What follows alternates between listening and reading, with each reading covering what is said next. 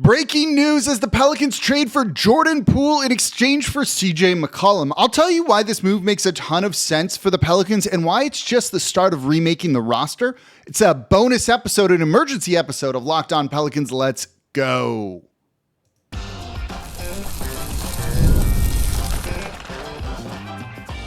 You are Locked On Pelicans, your daily New Orleans Pelicans podcast, part of the Locked On Podcast Network. Your team every day. Welcome to another edition of Locked On Pelicans, the daily podcast covering your favorite team, the New Orleans Pelicans and NBA, part of the Locked On Podcast Network, your team every day, available wherever you get your podcasts and available on YouTube. I'm your host, Pelicans Insider, credential member of the media, Jake Madison, at NOLA Jake on Twitter. Here with y'all on this late Wednesday afternoon, but also Thursday show here, and we are covering the big breaking news. The Pelicans trading for Jordan Poole from the Washington Wizards in exchange for CJ McCollum. We'll break down the whole trade for you here, why it makes sense for New Orleans, what the salary cap and financial situation of the team is after the trade, because that's a big reason for it. And then they add another draft pick. So we got a lot to cover in today's episode of Locked On Pelicans. And of course, thank you for making Locked On Pelicans your first listen today and every day. We're here Monday through Friday, the #1 Pelicans podcast, covering everything you want to know about this Pelicans team. So please subscribe wherever you get your podcasts and join over 11,000 Pelicans fans on YouTube as well and become an everydayer. That means you listen Monday through Friday to the Locked On Pelicans podcast. You can also catch Locked On Pelicans on the Gulf Coast Sports and Entertainment Network. So big news of the day, surprising in a sense, CJ McCollum is being traded. So here is the deal. The Pelicans are receiving Jordan Poole, Saddiq Bay, and the 40th pick in this draft from the Washington Wizards in exchange for CJ McCollum, Kelly Olynyk, and a future, what I've been told is a heavily protected second round pick. So we'll look at the financials of this, Poole and Bay as players, and everything you need to know from this trade. So let's just get into it with Jordan Poole. He at times is a little bit of a polarizing player and at times kind of like a meme player in a sense. And not a lot of people watched him on the Washington Wizards last year as they were downright bad. But I'm going to tell you something, and this might surprise you. Jordan Poole was good last year. You know, if you're looking at a team that's trying to get younger, and I don't know if the Pelicans needed to get younger, and I don't know if getting younger is necessarily the big reason why they made this move. You just needed someone who was a little bit more dynamic, I think, than CJ McCollum. And certainly that is Jordan Poole. 20.5 points per game last season. He did that while shooting almost 38% from deep on over 9 attempts per game, which is really good numbers, playing just under 30 minutes per game, about 4.5 assists, 3 rebounds during that time, getting to the line 4 times. He's much more of a downhill, dynamic, attacking point guard, or guard, not point guard, than CJ McCollum is, who's more at this point in his career of a shooter than anything else. I've talked about, even on yesterday's show, the everydayers know this. They need that kind of dynamic guard that's a downhill slashing threat. That's why we've talked a lot about Jeremiah Fears on this show and why the Pelicans are very interested in him with the 7th overall pick. Well, one of Kevin O'Connor from Yahoo's NBA comps for Jeremiah Fears is Jordan Poole. So you get that kind of guard that you are looking for. Per 36-minute numbers for him are really, really good here, right? 25 points per game, 5.5 assists, while taking over 11 threes per game. 25 points on 19 shot attempts per 36 minutes is pretty decent efficiency. So this is someone that can play downhill, can attack, and has flown under the radar a little bit. By all accounts, from the brief people I talked to recently since this trade went down, he was well liked in the locker room, seemed a very good influence on a relatively young Washington Wizards team. So Poole steps in as a starter and is kind of by default right now your de facto point guard, at least until DeJounte Murray comes back, and depends on what happens in the draft, and more on that in a little bit here on the show. So he played 68 games. He can kind of do all of that. One thing to keep in mind with Poole too, kind of being that offensive focal point. If Zion goes down, you can think of Jordan Poole a little bit as Zion insurance. If Zion goes down, you can try and run your offense through Jordan Poole, and that's not a bad thing to potentially do. So you get that kind of coverage that maybe you didn't have elsewhere right now, while also getting a little bit younger in a way as well. Then you have Saddiq Bay. The longtime everydayers of the show know I'm a big fan, or was, of Saddiq Bay coming into the draft. Now, he might be the most Pelicans player ever because he missed all of last season with injury. But before that, in Atlanta, in the 2023-2024 season, averaged 13.7 points per game. He was majority of a starter the whole time while playing, where did his minutes per game go? 32.7 minutes. He won't play that. But 13.7 points per game, has shown the ability to be a good three-point shooter. Not great in Atlanta the last year, but the year before that in Atlanta, when he was traded, he shot very well from three, 40% on 5 attempts per game.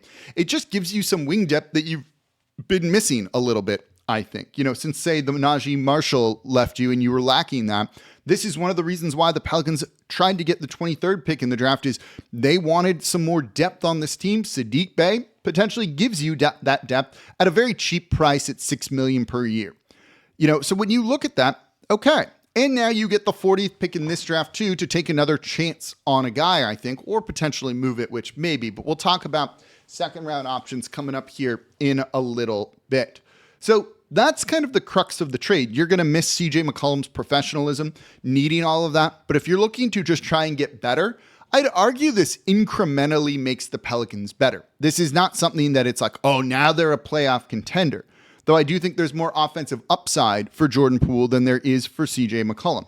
Instead, I think this trade is about Joe Dumars coming in and just making some changes, along with the financial flexibility that we will get to in the next segment here.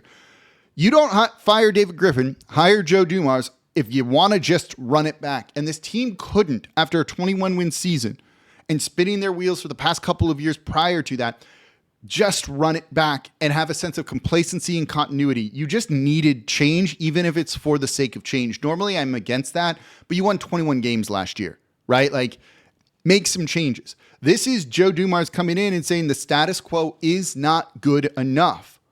I like that attitude, actually, right now. This team needs a shakeup like that. So this is Joe Dumars coming in and making some of those changes, right? And I like the idea of adding a younger player in Jordan Poole that, look, you could always theoretically flip later for something. And I think that's worth keeping in mind as well. You have some time because he's got an extra year on his contract compared to CJ McCollum, and that's not a bad thing here. Losing Kelly Olynyk as your stretch big is whatever, right? If you're going into the season with Messi and Olynyk as your two centers, you are going to be in a bad spot in the first place here. And now this trade, as we'll get into in the next segment, gives the Pelicans a ton more financial flexibility than what they had before. That's actually a pretty important thing and really does help the Pelicans now and into the future a little bit as well.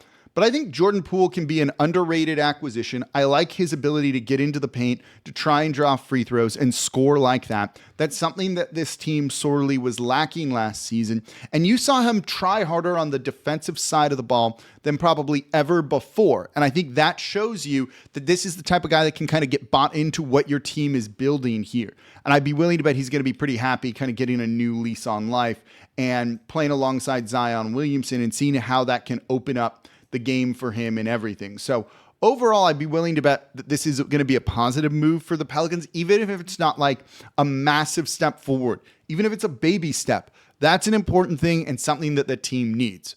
Now, that means there could be more coming, and you have more moves, trades, whatever it might be coming by having financial flexibility, something the Pelicans didn't have as of this morning, but now have much more of. I'm going to break down the financials and the salary cap for you coming up here next in today's episode of Locked On Pelicans. Today's episode of Locked On Pelicans is brought to you by OpenPhone. If you're running a business, you know that every missed call is money left on the table. So think about the last time you had an urgent need. I had this a couple weeks ago where I was calling mechanics around. They didn't answer. I just called the second one. When that one didn't answer, I got to like the fourth one. They answered. They got the business here.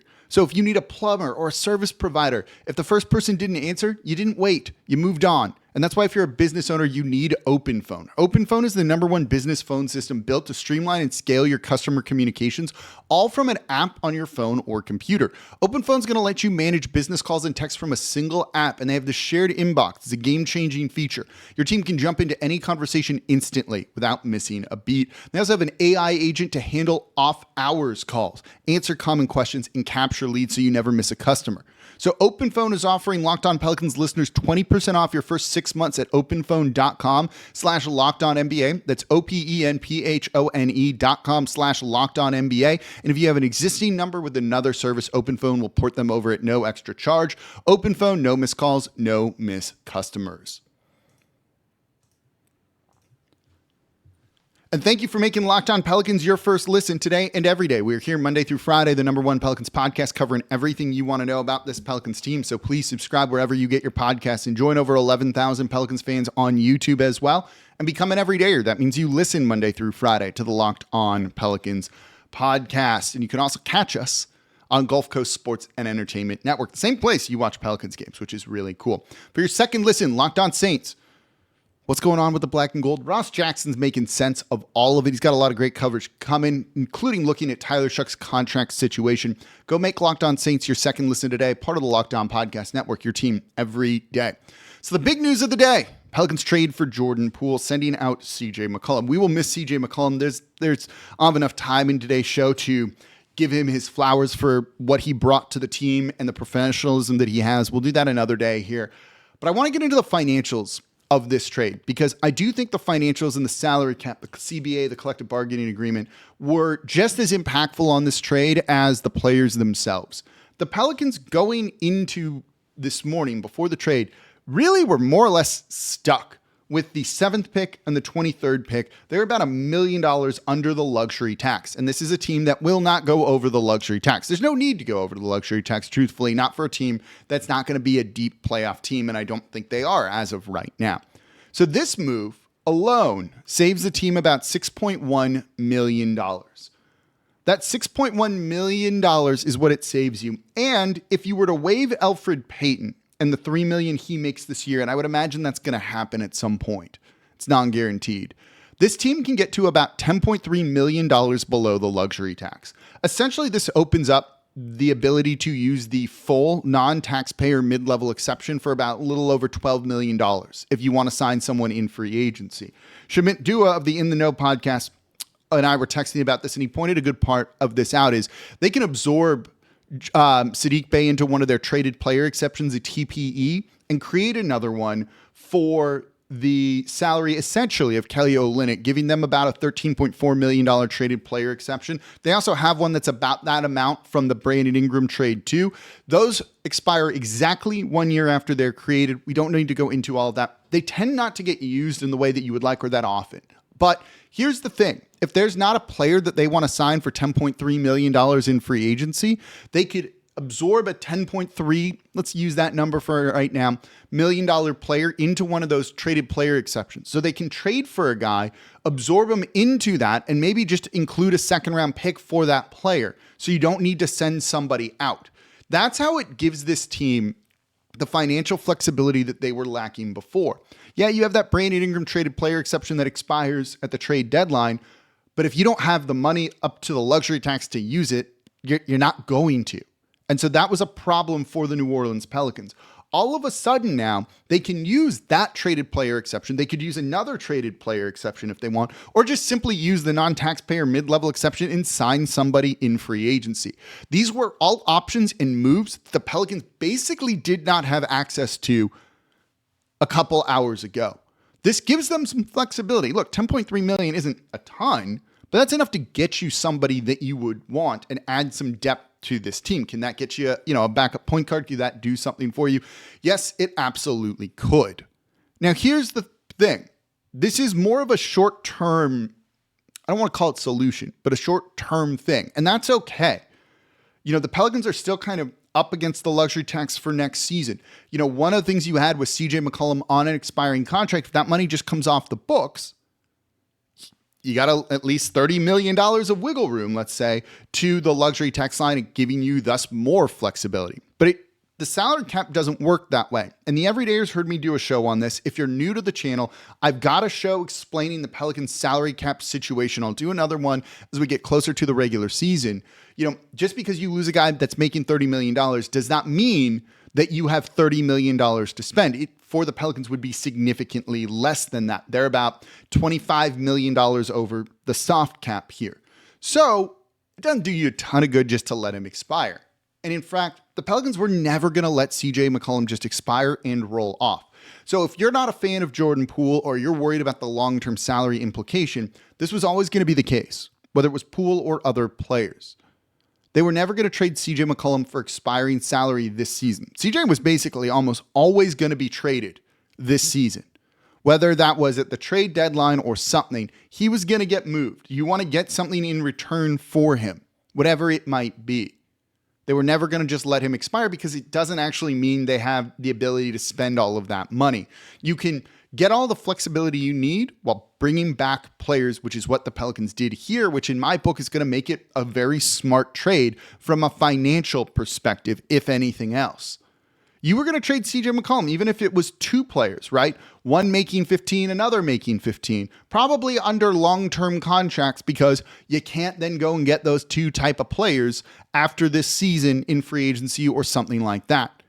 So the extra year on Jordan Poole's deal doesn't bother me in the slightest. The Pelicans are basically in a similar situation to where they started today, except with added flexibility because of either the traded player exceptions or the ability to use the non-taxpayer mid-level exception. This is smart from New Orleans to give them more flexibility. I think the other thing that you can do here is trade Poole or Saddiq Bay in a year. You can move them later if you wanted to, right? Now you can trade Poole next year if you need to and either go through a rebuild or trade him for whatever it might be. That's a smart thing here. It's somewhat kicking the can down the road, but that's what NBA teams do. Look at the Boston Celtics with the Drew Holiday trade just the other day. And now you're at least getting players that really do kind of fit, make sense, and add a dimension that you were missing. So overall, I do think this is a pretty smart move for New Orleans. And I think the financial flexibility and the situation it creates is very, very smart for them to do. You know, on the surface, right, I think you look at this trade of being like, what the heck? And my initial reaction was like, I don't know if I like this. I don't know if this makes any sense or it's just an odd trade. And then you get into the numbers behind it. And yeah, it actually makes a ton of sense why New Orleans would do this. And in fact, it's almost a very smart and creative kind of trade to give them the flexibility. Does this kind of look differently to us in some capacity if they were to say sign Chris Paul on a 1-year, $10 million deal in free agency? Jordan Poole, Chris Paul, Saddiq Bay, and the 40th pick for CJ and Kelly Olynyk. Let's combine their names. And a future second that may or may not even convey. That does change how we look at this and view this a little bit. And so that gets smart. What if they trade for somebody else now? They weren't really going to have the ability to trade for someone and just absorb them into one of those traded player exceptions, TPEs, before. Now they can. And so that's why I said in the open of the show, it's probably just the start of Joe Dumars remaking the team in a different image. I'm not saying it's a better image. I don't think this dramatically changes anything for the team's playoff chances or what have you, except maybe gives them a little bit more upside. Right? Like the FanDuel odds for future NBA titles, nothing changed in this deal at all. So you still do it to get the flexibility and just to make things different. We saw what this team has been the past couple of years. Now, at least your ceiling could be higher. I'm not saying it is for sure, but it could be. There's, it's like what's in the box. There's some of that here, and that can be an important thing to try and do. It also means the Pelicans now have 3 picks in the top 40 of what's considered a pretty good draft. So if they want to go out and really add some youth to the team, take chances on guys, you can do that. And I think there are some pretty decent players to be had in the second round. So let's look at that. Who could they target? Who could they have? This is actually going to be a segment on today's show no matter what. What if they acquired a second round pick? Who would they draft? Who would you look at? There's a number of players that I think are very intriguing. So let's look at the draft impact, including in the first round of this trade on the New Orleans Pelicans. That's coming up here next in today's episode of Locked On Pelicans. Today's episode of Locked On Pelicans is brought to you by Wayfair. There's nothing like stepping into your own outdoor space and feeling like you've escaped to a personal oasis. So if you're wanting to upgrade your patio this season, Wayfair has made it easy to turn it into a space that feels like yours, that's comfortable, stylish, and ready for summer. Wayfair is everything you need to level up your outdoor space. Conversation sets, outdoor bars, fire pits, hot tubs, gazebos, and yes, even the perfect string lights to set the vibe. It's like giving your backyard that resort feel without the resort price tag. What I love about Wayfair is fast, free, and totally hassle-free delivery, even with really large items. Do you have a truck? Do you have a hand truck? Can you carry all that stuff in yourself? Probably not. I don't. I need it delivered to my door or set up in the room that I want the furniture in. Wayfair can do it, and it's completely free. So I'm looking to upgrade our backyard, to add a new conversation set, some better seating. And trust me, I've been shopping Wayfair. They can have easy ways to search every kind of look and style you want, they've got. So don't wait. Make your outdoor space your dream oasis today with Wayfair and enjoy it all summer long. Head to wayfair.com right now to shop a huge outdoor selection. That's WAYFAIR.com. Wayfair, every style, every home. And thank you for making Locked On Pelicans your first listen today and every day. We are here Monday through Friday, the #1 Pelicans podcast, covering everything you want to know about this Pelicans team. So please subscribe wherever you get your podcast and join over 11,000 Pelicans fans on YouTube as well, or watch us at 10:30 a.m. every weekday, the same place you watch your Pelicans play, the Gulf Coast Sports and Entertainment Network. For your second listen, find the Locked On NBA podcast where there is no offseason. Doug, Matt, and Hayes keep you up to date on contract negotiations, rumors, and everything you need to be the most informed NBA fan. Find Locked On NBA on YouTube or wherever you listen to your podcast, part of the Locked On Podcast Network, your team every day. So final couple things from the big news of the day, which is Jordan Poole is now a New Orleans Pelicans. It's a pool party here. They have a second-round pick now. They did not have that before. They have 3 picks in the top 40 of what's considered a very good draft, and that really opens things up for them. I think the Pelicans are still in position where you don't have to take a big man with the 7th overall selection, though I think this would slightly shift Kamin Malawach, the center from Duke, into the favorite for that role. But Poole is not probably like a long-term piece here. So you could still take Jeremiah Fears, and maybe this allows you to develop him a little bit slower and not force him into a bad situation. I do think this probably takes them out of the running for Ace Bailey should he slide to 7. I don't know if there's just enough shots on here, and if Ace Bailey wants a ton of shots with Jordan Poole and Zion Williamson on the team, I don't think he's going to find it here. That might impact it a little bit, but I still think a guard, a big, or even a wing at 7 overall is still very much in play for New Orleans. And then you kind of just go the opposite way at 23. And then I still think at 40, you can just take whoever makes the most sense here. And there's some names that I think make a ton of sense, right? I don't love some of the bigs at that spot here. I wouldn't necessarily go after a center at that spot if you don't draft one at 7 or 23. But I still think you can get some useful players, right? You know, one, I'm going to be a bit of a homer as a Tulane alum and say CJ James, a wing from Duke who's an elite defender who finally shot it well from 3 his super senior year at Duke. And also, though, shot it well at Tulane his other senior year, right? He had 2 senior years. I think he's a super senior. And, or maybe it's just his junior and senior year. I'm completely forgetting. But he's someone who's just a smart, cerebral player with good size at 6'5", 6'6", with a decent wingspan that is going to be an elite team defender. You could use more depth like that. You can always use more depth on the wing like that. He shot at 41% from 3 at Duke his senior year there. Wasn't on a ton of attempts per game, so the volume is a little bit of a question, but it's still someone who has shown that. And if he can get that 3-point shot down, you have a 3-and-D wing. Never have enough of those type of players. So CJ James from Duke is a guy that I would really like. Look, I'm a big fan, if you don't end up drafting a center, or even if you do, of trying to get a guy like Johnny Broome, I think would make sense. Super productive career at Auburn. One of the best players in the country. The measurables weren't great. He doesn't have insane agility, but taking a flyer on a guy like that who averaged 22.1 points per game and can really assist the ball and facilitate well while blocking shots and being somewhat mobile, I think that's useful to just give you a different kind of big than you might have on the roster depending on how the rest of the draft goes. I wouldn't take him in the first round, but second round, he's absolutely a guy that I would think there.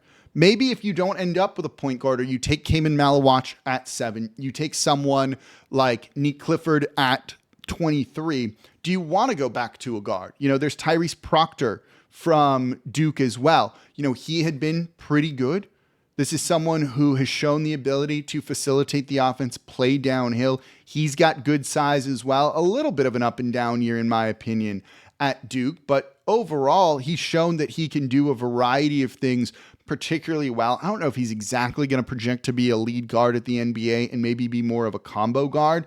But look, that's someone that you should at least really consider, I think, with the 40th overall pick. You also have Kobe Brea from Kentucky that I think makes a ton of sense for the team. He looks like he's going to be an incredible three-point shooter at the NBA level, 43.5% from three last year, 91.4% from the free throw line. Those are the two numbers you're looking to really try and figure out if a guy is going to be a scorer, shooter at the NBA level. He definitely has that. The field goal percentage is really good, a low usage guy as well. You might look at him. Those are the type of guys that I would be looking at, I think, for that selection. Or maybe you go with a Euro guy, kind of a draft and stash type of player that could be smart as well for New Orleans. But I don't think overall this trade massively should change the Pelicans' draft plans or draft strategy. If anything, I think the Jordan Poole and Jeremiah Fears NBA comp is kind of interesting here. And go for it, right? It allows you to bring him a little bit slower along, I think. So this is a team that just felt like they needed to do something. So they went and they did something. So got the show out for y'all. Kind of changed my plans today, but it's always fun when there's big news. Joe Dumars maybe just getting started here. So we will be live as soon as the 7th pick is made on the Locked On Pelicans YouTube channel. So you'll hear me reacting to the draft in the moment. We'll be able to answer your questions there too. So follow along. I should have that set up. You should be able to see it on YouTube right now.